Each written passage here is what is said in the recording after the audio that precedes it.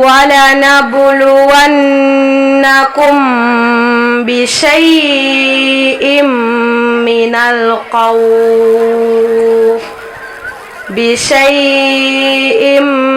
من الخوف والجوع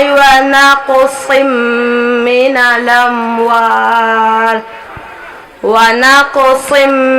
من الأموال والأنفس والثمرات وبشر الصابرين الذين إذا أصابتهم مصيبة